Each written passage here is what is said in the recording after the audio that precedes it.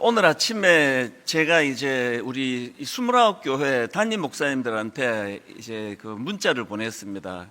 이런 내용이었습니다.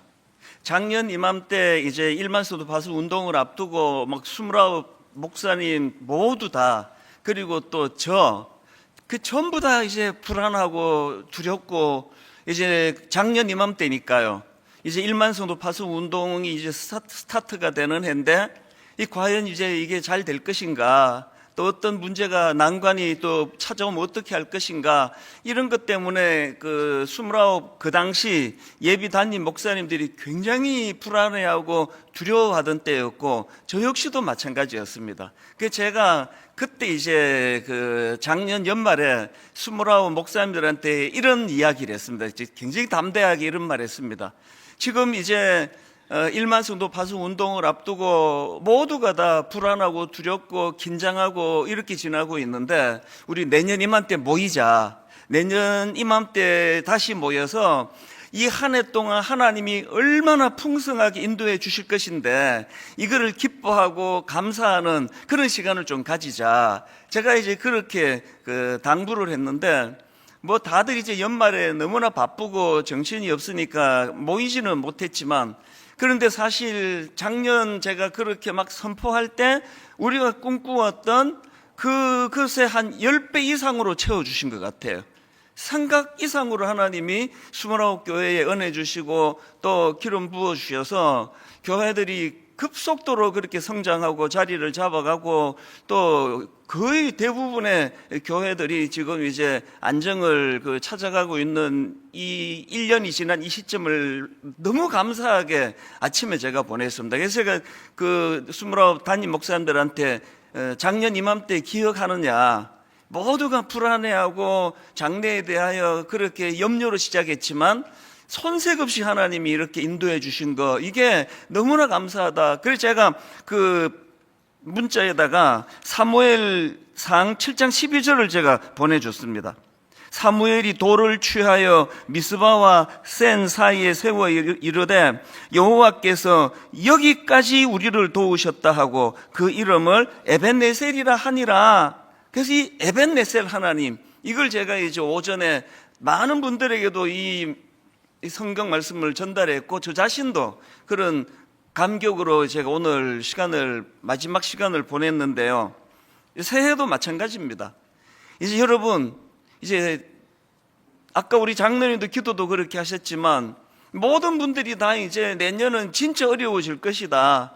이제 경제적으로 이제 뭐 여러 가지로 이제 위기가 올 것이다. 그런 전망으로 시작하는, 그래서 참 불안하고 두렵게 시작하는 2023년도이지만, 그런데 여러분 이제 내년 이맘때에 에베네셀 하나님, 불안하고 두렵게 시작한 2023년도인데 하나님이 어떻게 피할 길을 주시고 어떻게 새로운 길을 가르쳐 주시고 어떻게 언어로 인도해 주셨는가를, 이것들을 생각하고 감사하고 감격하는 그런 기대감을 가지고 시작하는 2023년도 되기를 바랍니다. 사실 저는 개인적으로 이 새해가 굉장히 비장합니다. 왜냐하니까 사실 이제 2달 전에 있었지 않습니까? 이제 담임 목사 재신임 투표가 있었고, 이제 이게 제 생애 마지막 투표였잖아요. 이제는 아무리 재신임을 해도 이제 그 다음 텀에는 제가 없습니다. 그래서 이제 이 마지막 남은 텀의 시작이라 생각하니까 굉장히 비장해지는 것을 느낍니다. 이제 시간을 허투루 쓸 수가 없는 거예요. 제 40대 한 중반까지는요, 송구 영신 예배 때 매 이런 농담을 했습니다. 뭐 인생 별거 있습니까? 이제 뭐 송구 영신 예배 이거 한 20몇 번 드리면은 저도 이제 말이 버벅거리지. 하여튼 뭐 저도 이제 이거 다 내려놓고 뭐 또 물러가고 그럴 거 아닙니까? 이제 그렇게 하면 다 웃고 그랬는데요. 언제부턴가 내가 그 농담을 안 해요. 왜? 이게 실제가 돼버렸습니다. 인생 별거 있습니까? 이제 뭐 이렇게 한 몇 번 하고 나면은 저는 이제 이 자리에서 사라져야 되는, 이런 생각을 하면서 이제 한 해를 보내다 보니까 정말 한편으로는 하나님 앞에서 진짜 겸손해지는 걸 느끼고요. 별거 없는 거예요, 인생. 그러면서 또 다른 한편으로는 마음에 굉장히 비장해지는 걸 느낍니다. 어떨 때는 그냥 시간이 아까워요. 그래서 제가 그런 그 농담들은 요즘도 자주 합니다. 내 정말 월요일도 난 교회에 나 출근하고 싶다. 왜냐하면 이제 몇 년 지나고 내가 은퇴하고 나면은 이제 원로 목사가 되면은 자꾸 교회에 나타나면은 저 사람은 은퇴했는데 왜 자꾸 나타나? 이러실까봐 마음껏 교회를 출입해도 되는 이런 시간들을 제가 더 활용하고 싶은 마음을 가지고 있습니다. 그래서 이제 새해에 저도 굉장히 마음이 비장하고 정말 한번 하나님께서 새로운 부흥의 역사를 허락해 주셔서 하나님께서 이 2023년도는 분당 우리 교회 그 역사의 기록에 잊혀지지 않는 그런 부흥의 한 해가 되기를 원합니다. 이 꿈을 같이 꾸기를 원하고요. 또 모든 우리 성도님들도 여러분 개인과 가정에 지난 한 해 에베네셀 하나님 그렇게 인도해 주셨다면 새해에도 갑절의 은혜로 저와 여러분을 인도해 주시기를 바라고 그렇게 기도하는 한 해가 되기를 바랍니다. 제가 오늘 이런 면으로 이제 이 말씀도 참 비장하게 제가 묵상을 해왔는데요. 그 독일의 시인 괴테가 이런 명언을 남겼다고 합니다. 첫 단추를 잘못 끼우면 마지막 단추는 끼울 구멍이 없다. 이게 좀 뻔한 이야기 아닙니까? 첫 단추를 잘못 끼우면 마지막 단추는 끼울 구멍이 없다. 제가 이런 말을 했으면 아주 뻔한 얘기 뻔한 얘기 왜 해 이러실 텐데요. 괴테가 했다 그러니까 이게 명언이에요. 이 첫 단추를 잘못 깨면은 마지막 단추는 끼울 구멍이 없다고 하는 이런 그 내용을 제가 이제 인터넷에 떠도는 글인데 이거를 제가 찾아 읽었는데요. 그 다음 한번 들어보십시오. 인간을 가리켜 이성의 동물, 지혜로운 동물이라 합니다. 그 지혜 중에 가장 중요한 지혜는 새 출발의 지혜입니다. 시작이 가장 중요하듯이 첫 발을 내딛는 마음 그 자체가 중요합니다. 노자는 천리길도 발밑 한 발짝에서부터 시작한다 이렇게 말했습니다. 길을 잘못 들면 아무리 잘 뛰어도 소용이 없다 이런 격언도 있습니다. 하루 계획은 아침에 있고 한 해의 계획은 봄에 있고 인생의 계획은 청소년 시절에 있다고들 말합니다. 그만큼 시작이 중요하다는 뜻입니다. 이 인간이 가지고 있는 지혜 중에서 가장 중요한 지혜는 새 출발의 지혜라고 한다면 지금 우리에게 이 지혜가 필요한 그런 순간을 우리가 지금 맞닥뜨리고 있는 거 아니겠습니까? 제가 조금 전에 인용했던 그 괴테의 말이요.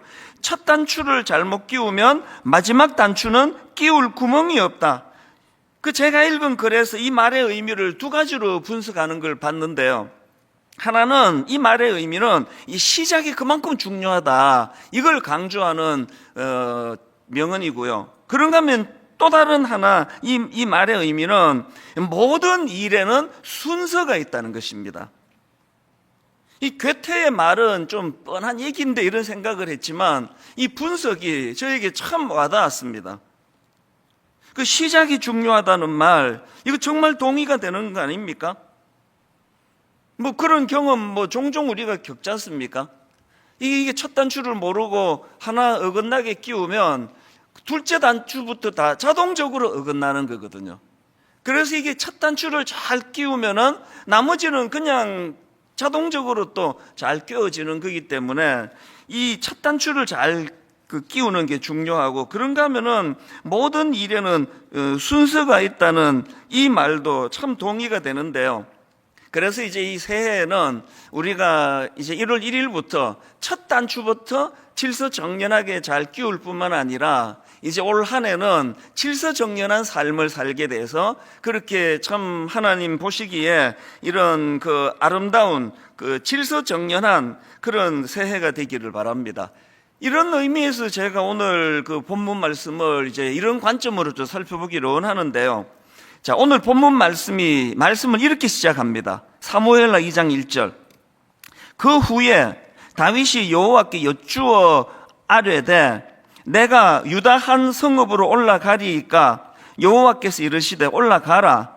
다윗이 아뢰되 어디로 가리이까? 이르되 헤브론으로 갈지니라. 자, 이 말씀의 배경이 어떤가 하니까요, 여기 맨 앞에 이제 그 후에 이렇게 말씀을 시작하잖아요. 이 그 후에라는 접속사가 어디랑 연결이 되는가 하니까 바로 그 앞에 나오는 사무엘하 1장 1절을 보십시오. 사울이 죽은 후에 다윗이 아말렉 사람을 쳐 죽이고 돌아와 다윗이 시글락에서 이틀을 머물더니, 그러니까 오늘 이 본문 말씀은 그동안 다윗을 집요하게 괴롭히던 사울, 그 사울이 죽는 시점을 배경으로 하고 있는 거예요.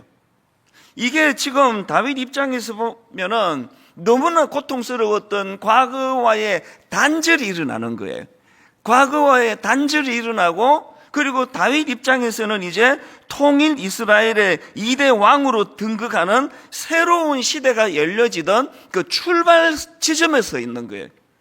송구, 영신, 옛 것은 흘려보내고 이제 새 것을 받아들이는, 그래서 지난 시간은 흘려보내고 새로운 해를 우리가 기다리는 이 시점하고, 다윗에게 있어서 집요하게 괴롭히던 사울 왕이 죽음으로 이제 괴롭히던 과거는 흘려보내고 이제 왕으로 새로운 꿈을 꾸는 그 출발 지점에 있는 것, 이게 좀 닮아 있기 때문에 제가 이 본문을 제가 이제 묵상을 하기 시작했는데요. 제가 이 본문에 나오는 다윗이 참 대단하다고 생각하는 게 뭐냐 하면은, 이제 다윗은 오늘 본문에 나오는 사울이 죽은 후에 이걸 얼마나 오래 기다리며 갈망해 왔겠습니까? 드디어 자기 인생에 그토록 오래 꿈꾸던 일이 이제 일어난 거 아닙니까? 사울이 죽은 후에.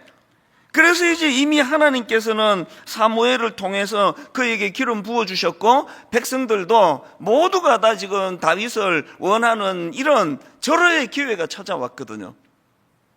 그리고 또 다윗 입장에서는 사무엘을 통해서 하나님께서 그를 왕으로 점지하고 기름 부어주신 이후로 몇 년의 세월이 흐른지 아십니까? 대략 한 15년의 세월이 흘렀습니다. 그 긴 시간 동안 그렇게 기다려오던 그 오늘 이 시점, 그래서 이제 그 사울 왕이 끊임없이 자기를 죽이려고 그렇게 위협하던 그 모든 그 악한 것들이 다 제거되고, 이제는 거침없이 이제 권력을 가지고 왕이라는 그 자리를 향하여 달려갈 수 있었던 상황인데요. 그런데 놀랍게도 다윗은 함부로 나서지 않는 겁니다. 굉장히 신중합니다. 사실 이미 하나님께서 다윗에게 이스라엘 두 번째 왕으로 기름 부어 주셨기 때문에, 그리고 많은 백성들이 또 그 다윗을 원하기 때문에 이제는 그냥 거침없이 달려가면 되는 상황인데도 다윗은 그렇게 하지 않습니다. 하나님은 다윗의 이런 신중함, 이걸 참 귀하게 보셨다고 저는 생각을 합니다. 그래서 이제 오늘 우리는 이 다윗이 보여주었던 그 신중함, 얼마든지 그런 환경이 주어졌고 얼마든지 자기가 그것들을 향해 거침없이 달려갈 수 있음에도 불구하고 그렇게 굉장히 신중한 그런 다윗의 모습이 왜 이게 귀한가, 이걸 제가 이제 이 다윗의 신중함을 두 가지 사안으로 좀 이제 분석을 해서 이제 여러분과 나누고 싶은데요. 다윗이 이렇게 이제 그 도래하게 된 그 새로운 시대, 그 새 출발의 지점에서 굉장히 신중히 그렇게 접근하는 이것이 다윗으로 하여금 이 첫 단추를 잘 꿰는, 이 출발이 너무나 아름다운 이런 결과를 가져왔다면 거기에 어떤 의미가 담겨져 있는가, 이 두 가지로 제가 정리를 해보았습니다. 자, 이 다윗이 보여준 건강한 출발, 첫 번째가 뭐냐, 여호와 하나님께 여쭙는 그의 태도예요. 하나님께 여쭙기, 이게 건강한 출발을 위한 첫 번째 전제라는 겁니다. 자, 방금 읽었던 본문 2장 1절을 다시 한번 보십시오. 그 후에 다윗이 여호와께 여쭈어 아뢰되, 제가 말씀드렸잖아요. 이미 하나님께서 그에게 왕으로 기름 부어 주신 상태예요. 그리고 모든 걸림돌이 다 제거가 된 상태예요. 이거 여쭙지 않아도, 그리고는 거침없이 헤브론으로 달려가도 이것 갖고 뭐 시비 걸 문제 삼을 이런 일이 없는 상황입니다. 그런데 그런 상황에서 가장 먼저 본문에서 다윗이 보여준 거는 여호와께 여쭈어 아뢰대예요. 그 뭘 여쭈었느냐? 그 다음 보세요. 내가 유다 한 성읍으로 올라가리이까. 그랬더니 여호와께서 이르시되 올라가라. 또 여쭈어요. 다윗이 아뢰되 어디로 가리이까? 이르시되 헤브론으로 갈지니라. 이게 요즘으로 치면 하나님 뜻을 구하는 기도를 드리는 거거든요. 우리는 주로 언제 기도합니까? 헷갈릴 때. 이렇게 가야 되나? 저렇게 가야 되나? 어느 길이 옳지? 이럴 때는 막 엄청나게 기도도 많이 하지만 자기 생각에 이건 뻔한, 이건 이 길이지 뭐. 그럴 땐 기도 안 하는 거 아닙니까? 이게 우리의 한계예요. 이걸 우리가 뛰어넘으면 너무나 멋진 출발이 가능할 줄로 믿습니다. 아무리 생각해도 이건 100% 내 생각이 옳아. 이건 뭐 당연히 이 길로 가지 뭐. 이 길로 가야 되는 거 아니야? 라는 그 순간에도 다윗처럼 여호와께 여쭙는 태도, 저에게도 이게 참 부족해요. 그래서 이제 목회 1년차 때는 막 엄청나게 신중하고 기도 많이 하고 틈만 나면은 그때 이 불 꺼진 이 강당에 와가지고 그렇게 하나님께 묵상하고 그랬는데 부끄럽게도 요즘에는 이 불 꺼진 데 잘 안 옵니다. 딱 생각하면 이거 이 길인데 뭐. 그리고 또 거의 대부분 그 길이 또 맞아요. 이게 이제 누적이 되면서 우리 젊은 목회자들은 저보고 이제 목사는 역시 그 목회의 연차나 관록이 참 중요한 것 같습니다. 그런 이야기를 자꾸 듣고 그런 이야기가 반복이 되니까 또 그게 또 저도 당연하게 느껴지는 그게 저에게 굉장히 위험한 상태라는 사실입니다. 그래서 우리가 아무리 내 생각에 이 일이 옳다고 생각이 돼도 그럼에도 불구하고 여호와께 여쭙는 태도. 그래서 저는 오늘 이 본문의 다윗을 보면서 이 찬양이 이게 그 다윗을 보고 꼭 그 다윗을 생각하면서 만든 찬양 같다. 그런 찬양이 떠올랐는데요. 주님 말씀하시면 내가 나가리다. 주님 뜻이 아니면 내가 멈춰서리다. 나의 가고 서는 것 주님 뜻에 있으니 오 주님 나를 이끄소서. 주님 말씀하시면 내가 나아가겠습니다. 주님 뜻이 아니면 아무리 내 생각에 이게 옳은 길이라 할지라도 내가 멈춰서리다. 나의 가고 서는 건 내 뜻이 아니라 주님 뜻에 있으니 주님 나를 이끌어 주시기를 원합니다. 여러분 2023년 멋진 출발 원하세요? 첫 단추를 잘 깨고 싶으세요? 저 찬양을 여러분 되뇌이시기를 바랍니다. 항상 주님 앞에 여쭙고 주님께 아뢰고 교육전도사 목회 1년차 부들부들 떨면서 하나님께 아뢰며 기도했다면 목회 30년차, 40년차 시간이 가면 갈수록 더 두렵고 떨리는 마음으로 그렇게 하나님께 의뢰하는 이것이 우리로 하여금 첫 단추를 잘 꿰게 만드는 그런 도구가 된다. 이 사실, 이게 이제 우리가 다윗에게서 배우는데요. 여기에 대조되던 인물이 사울 아닙니까? 저는 이번에 원래 알고 있었는데 두려움으로 확 이렇게 다가오는 사울과 관계되는 말씀이 하나 있었는데요. 성경에 보면은요, 여러분 사울이 말로가 비참하게 죽는 거 아닙니까? 그런데 그렇게 사울이 비참하게 죽을 수밖에 없던 이유를 성경에 명시하고 있다는 사실이에요. 이게 저를 두렵게 했는데요. 역대상 10장 13절 14절입니다. 한번 화면을 보십시오. 사울이 죽은 것은 여호와께 범죄하였기 때문이라. 그러면서 이제 구체적인 범죄를 열거합니다. 그가 여호와의 말씀을 지키지 아니하고 또 신접한 자에게 가르치기를 청하고, 그 다음 14절 여호와께 묻지 아니하였으므로 여호와께서 그를 죽이시고 그 나라를 이새의 아들 다윗에게 넘겨주셨더라. 사울이 그렇게 비참하게 죽을 수밖에 없었던 이유를 딱 성경이 집어서 명시하는데 여호와께 묻지 않는 그의 태도, 이게 그의 비극을 가져다 준 결정적인 원인이었다는 겁니다. 여러분 두렵지 않으세요? 저는 두려웠습니다. 사울도 왕이었잖아요. 지도자였잖아요. 그리고 또 한때 얼마나 순수하게 하나님 사랑하며 잘 나갔던 사람이잖아요.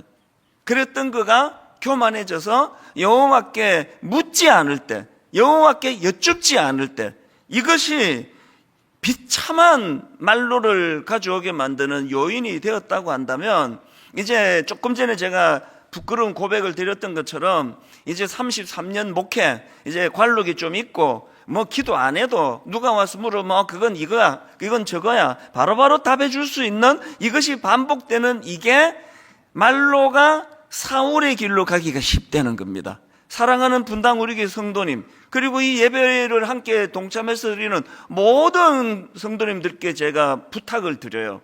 여러분, 인생은요, 젊을 때 좀 고생을 해도, 과정에서 좀 어려워도, 이런저런 실패를 많이 해도 끝이 좋으면 성공한 인생이에요. 그 반대도 마찬가지 아닙니까?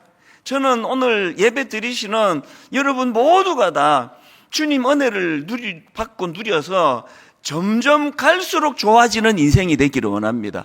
점점 갈수록 펴지는 인생, 점점 갈수록 펴지는 가문, 가정, 이게 좋은 가정 아닙니까? 여러분 정말 그 마음에 이런 소원이 있으십니까? 없으세요? 다시 제가 기회를 드릴게요.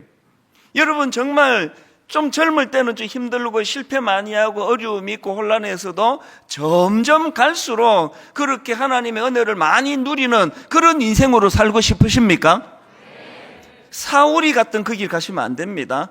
사울처럼 관록이 붙고 좀 자기 하는 행동에 자신이 있고 그래가지고 여호와께 묻지 아니하였으므로,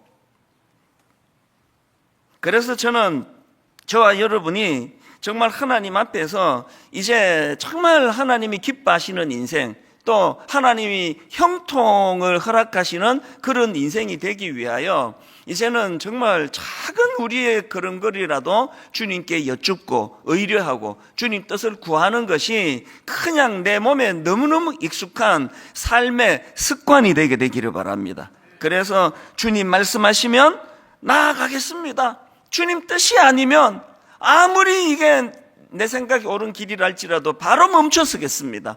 내가 가고 서는 이 모든 것 내 판단으로 하는 것이 아니라 주님께 여쭈면서 그렇게 나아가겠습니다. 그래서 저는 이런 의미에서 사무엘상 3장 10절이요, 여호와께서 임하여 서서 전과 같이 사무엘아 사무엘아 부르시는지라 사무엘이 이르되 말씀하옵소서 주의 종이 듣겠나이다 하니. 정말 우리 2023년도 교회적인 그 성경은 이제 이미 정해졌습니다만 이게 우리 마음에 새겨지면 좋겠습니다. 이제 송구 그리고 영신하는 마음으로 한번 선포하듯이 저를 따라 좀 크게 선포해 주시면 좋겠습니다. 이렇게 한번 따라해 보십시오. 말씀하옵소서 주의 종이 듣겠나이다. 말씀하옵소서 주의 종이 듣겠나이다. 이 한 가지만 지켜도 다윗처럼 첫 단추가 아름답게 끼워지는 복된 한 해가 될 줄로 믿습니다.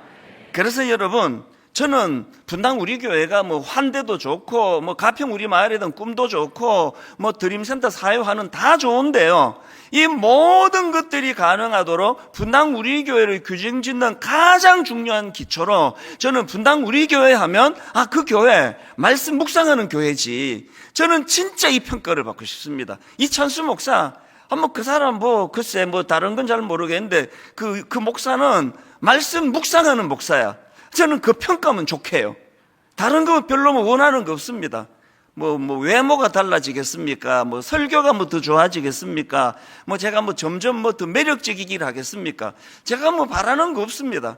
저는 여러분 뇌리에 우리 목사님 그 말씀 묵상하는 목사지, 늘 말씀을 가까이 하려고 애쓰는 목사지, 그리고 분당 우리 교회 그 교회 그 말씀 묵상하는 교회야. 그래서 여러분 내년이래 봤자 내일입니다. 이제 내일부터 다시 한번 이제 한 구절 묵상을 위시해서 지금 이제 내일 다 이제 발표할 거거든요. 1년 동안 묵상해서 끝내는 그런 코스가 있고요. 3년에 걸쳐서 그렇게 묵상하는 코스가 있고요. 그 맨 가운데 엑기스 핵심의 내년에 한 구절 묵상이에요. 여기에 교역자들이 지금 얼마나 마음을 담고 그렇게 준비하고 있는지 모릅니다. 다시 말씀드립니다. 저는 분당 우리 교회 모든 성도님들이 세월이 갈수록 형통한 복, 세월이 갈수록 잘 풀리는 복, 세월이 갈수록 혼란이 없는 인생이 되기를 원합니다. 그 길을 걸어가기 위해서는 이 한 가지만 기억하십시오. 사무엘이 했던 그 말, 말씀하옵소서 주의 종이 듣겠나이다. 여러분 막 마음에 새기는 차원에서 한 번만 더 따라해 주시겠습니까? 말씀하옵소서 주의 종이 듣겠나이다. 말씀하옵소서 주의 종이 듣겠나이다. 새해에는 분당 우리 교회가 말씀 묵상하는 교회로 자리 잡도록 모든 성도님들이 말씀을 가까이 하는데 그렇게 결단해 주시기를 주님 이름으로 바랍니다. 이게 다윗이 첫 단추를 잘 꿰는 비결이었고요. 두 번째로 여러분, 다윗처럼 건강한 출발을 우리가 잘 하려면 순리대로 서둘지 않는 태도를 가지는 겁니다. 이 순리라는 거, 제가 물처락 그러는데요, 물은 서두는 게 없습니다.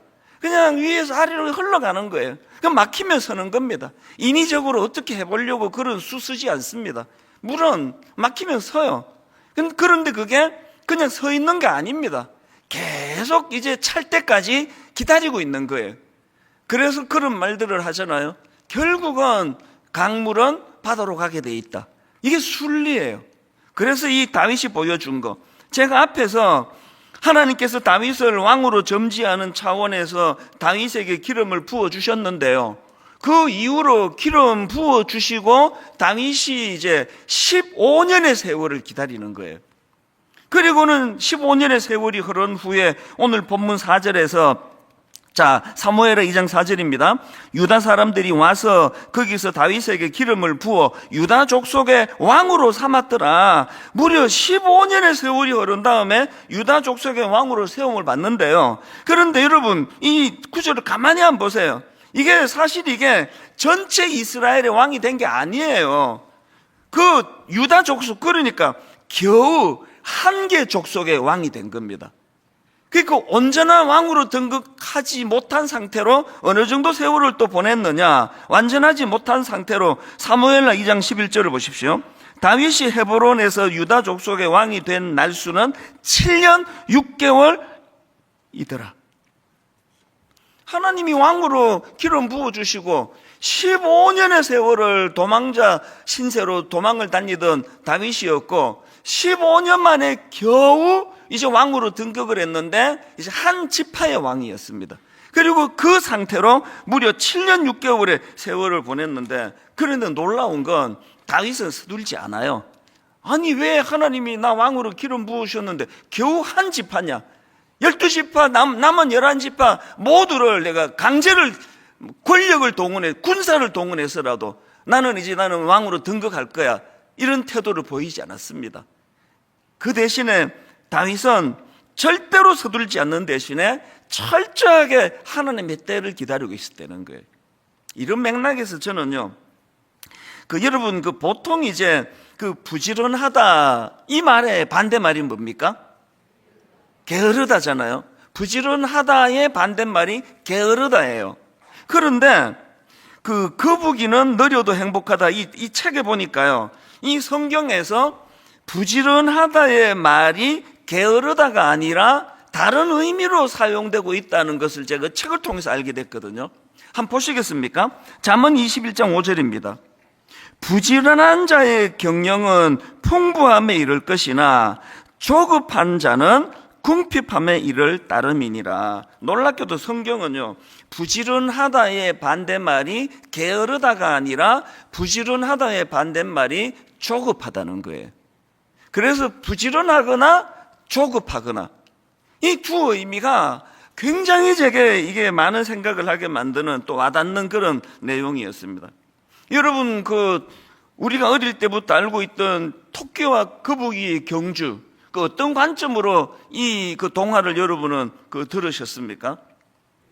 물론 이 토끼와 거북이의 경주가 주는 교훈을 통해서 이제 거북이처럼 꾸준히 이제 게으름 피우지 않고 꾸준히 그렇게 나아가는 그 사람이 결국은 승리한다, 이런 교훈을 우리가 갖고 있지만요, 그 거북이는 느려도 행복하다, 이 책 제목처럼 그 결과와 관계없이 거북이는 2등을 해도, 거북이는 또 1등을 놓쳐도, 그리고 거북이는 느려도 거북이의 특징은 어떤 상황에서도 그는 행복하다는 거예요.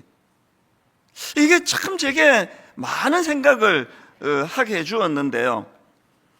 거북이에게 있어서 느려도 행복한 거, 그러니까 우리가 1등 하는 것이 인생의 목표가 아니라 행복한 게 목표가 돼야 되잖아요. 우리는 1등이 중요한 게 아니라 행복하게 사는 게 중요하다면, 그래서 이제 그 정호승 시인의 산문집입니다. 내 인생에 힘이 되어준 한마디, 여기에 이제 한 대목을 그 책에서 인용하는데요. 왜 느린 거북이와 토끼와 달리기 경주를 하게 됐을까? 그 정호승 시인이 이제 이 질문을 가지는 거예요. 아니 이게 왜 자기는 느린 거북이가, 아니 왜 애당초 토끼하고 경주하면 100% 질 게 뻔한데 왜 그 경주에 임했을까? 이런 질문을 가지고 이 정호성 시인이 생각하다가 내린 결론이 뭐냐 하면은, 이 거북이의 목표는 애당초 토끼를 이기는 게 아니었다는 거예요. 그 경주에서 거북이가 목표로 하는 건 어떻게 해서든지 내가 토끼를 이겨야 되겠다가 아니라, 시간이 오래 걸리더라도 포기하지 않고 결국은 내가 그 목표 지점에 도달하는 것, 이게 거북이의 목표였다는 겁니다. 그래서 거북이는 애당초 토끼가 잠을 자든지 말든지 그게 거북이에게 영향을 주지 않았어요. 거북이는 자기 페이스대로 그냥 간 거예요. 그래서 거북이는 느려도 행복하다, 그런 결론을 얻게 된다면, 여러분 이런 관점으로 지난 한 해 한번 돌아보시기를 바라요. 여러분, 누가 뭐라고 나를 손가락질하고 또 무능하고 능력 없다고 비웃더라도 그게 연연하지 않고 나는 내 페이스대로 나는 그냥 행복하게 그렇게 나아갈 거야. 여러분 이렇게 사셨습니까? 아니면은 순간순간 조급하고 불안하고, 애 키우는 집에서는 그 딴 애들은 지금 벌써 이게 그냥 선행학습으로 저기까지 가는데 우리 애만 늦는 것 같고, 이런 불안하고 이런 두려움으로 그렇게 참 마음 평안이 없는 그런 한 해를 보내셨습니까? 거북이처럼 상황과 관계없이 거북이는 느려도 행복한 그 걸음을 여러분 걸으셨습니까? 하나님은 우리가 후자의 삶을 살기를 원하는데, 악한 이 세상은 그 리듬을 빼앗아 버리는 게 이 세상의 목표예요.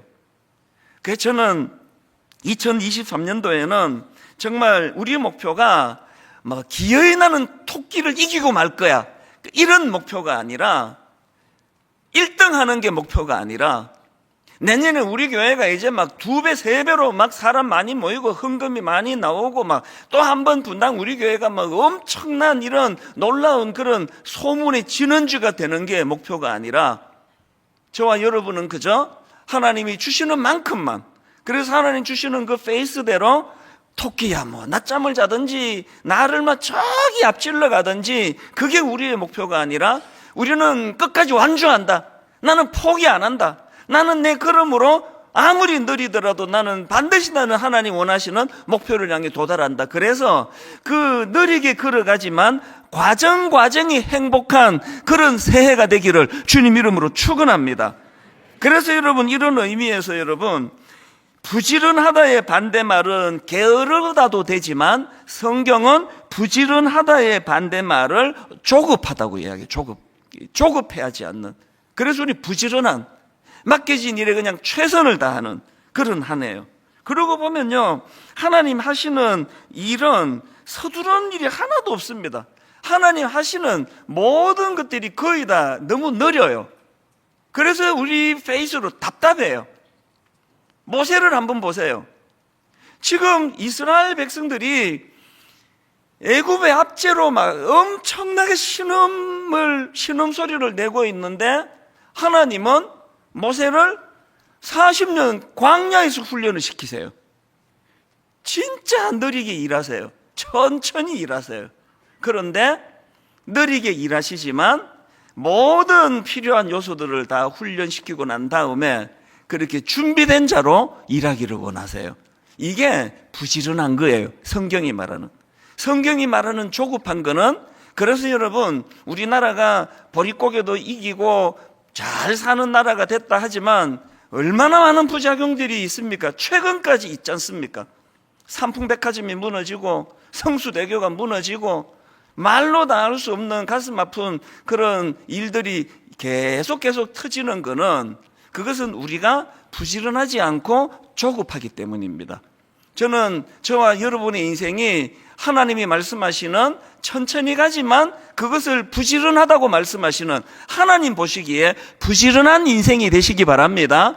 하나님 보시기에 조급한 인생, 그래서 뭘 이룬 것 같은데 결정적일 때 무너져 버리고, 결정적일 때 기초가 부실하고, 결정적일 때 가슴 아픈 일들이 일어나는 이런 세상적인 부지런함이 아니라 하나님 앞에서 그것이 조급함이다. 그 조급함은 그건 굉장히 위험한 것이다. 이것을 좀 깨닫게 되기를 바랍니다.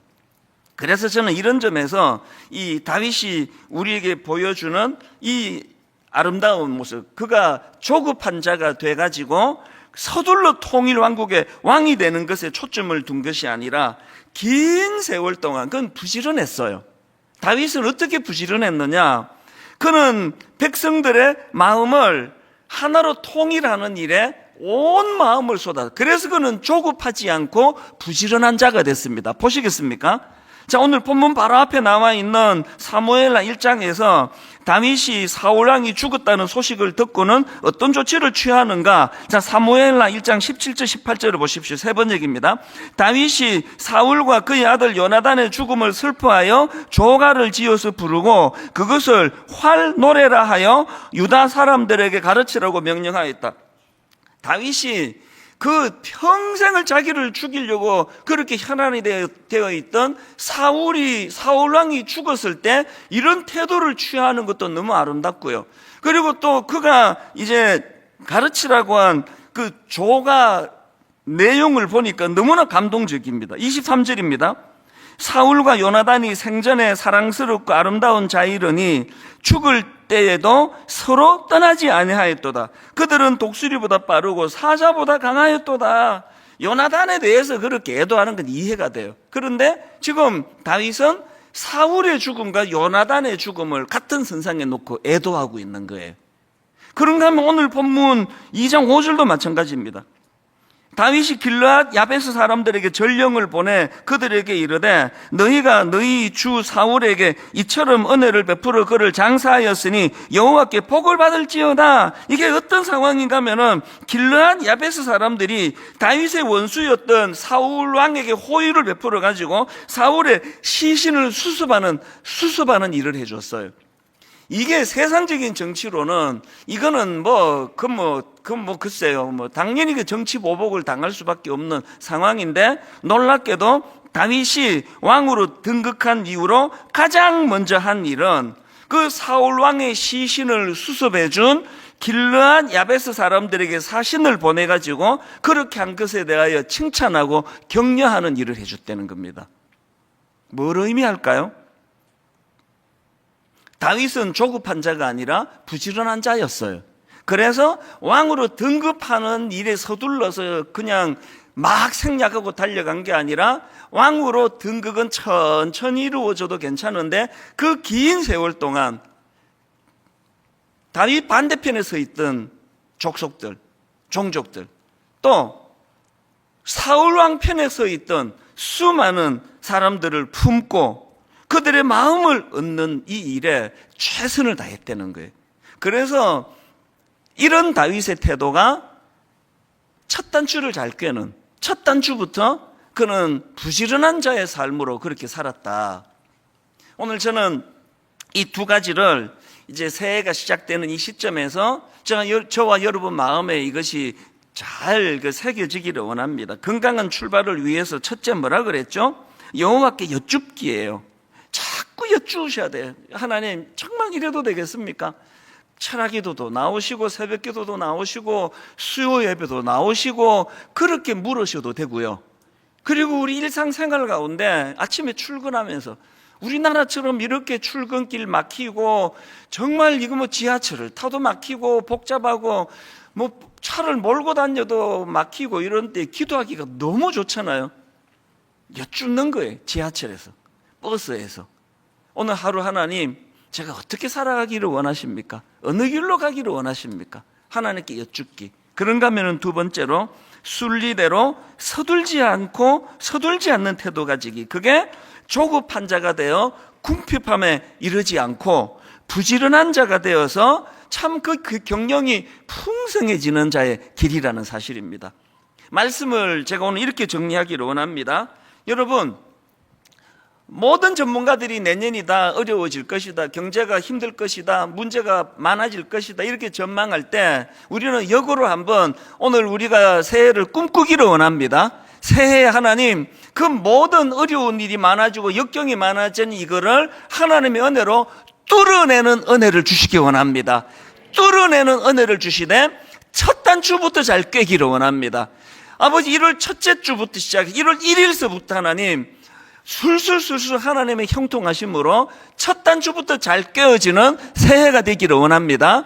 그러기 위하여 하나님께 여쭈어야 됩니다. 하나님께 아무리 사소한 일이라 할지라도 하나님께 여쭙고, 그리고 조급한 자가 아니라 부지런한 자가 되기 위하여 순리대로 서둘지 않는 그런 한 해가 되기를 주님 이름으로 축원합니다.